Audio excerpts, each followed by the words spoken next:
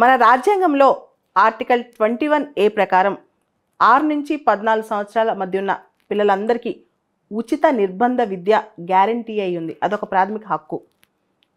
దాంతోపాటు మనం పిల్లల్ని స్కూల్కి రప్పించడానికి mid day meal scheme program కూడా ఎఫెక్టివ్గా రన్ చేస్తున్నాం దేశమంతటా. 8th క్లాస్ వరకు ఈ ప్రోగ్రామ్ ఉంది. ఇలాంటి స్కీమ్స్ ఎన్నున్నా సరే పేద పిల్లలు ఇంకా కష్టాలు పడుతూనే ఉన్నారు చదువుకోవడం కోసం. ముఖ్యంగా ఇలాంటి పిల్లల కోసం తెలంగాణ ప్రభుత్వం ఒక అద్భుతమైన పథకం తీసుకొస్తుంది. అదే సీఎం అల్పాహార పథకం.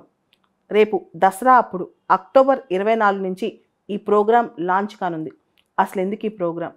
మనకు తెలుసు, అర్ధాకలతో పిల్లలు బడికొస్తే అది లెర్నింగ్ అవుట్కమ్స్ మీద దెబ్బపడుతుంది. దాంతోపాటు పిల్లల్లో పౌష్టికాహార లోపం అడ్రస్ చేయటం.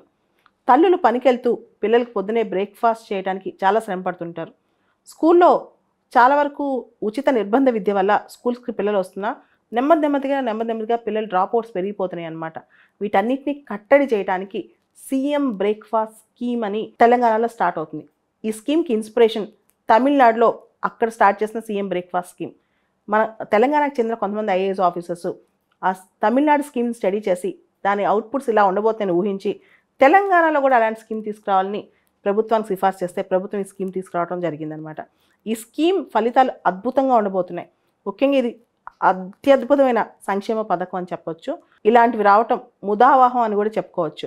ఈ స్కీమ్ వలన మన ఖజానా పైన ఆర్థికంగా సంవత్సరానికి 400 కోట్ల రూపాయలు ఖర్చు అవుతున్నా సరే ఈ స్కీమ్ కనుక బాలబాలికలు అందరికీ చేరితే కనుక ఇది ఖచ్చితంగా సక్సెస్ అవుద్ది. అండ్ ఈ స్కీము తమిళనాడులో కేవలం ప్రైమరీ స్కూల్స్కే, కానీ తెలంగాణలో 10th క్లాస్ వరకు అందరి పిల్లలకి బ్రేక్ఫాస్ట్ ఇస్తారు. ఈ స్కీమ్ వల్ల పిల్లలందరూ బెనిఫిట్ అవుతారని ఆశిద్దాం.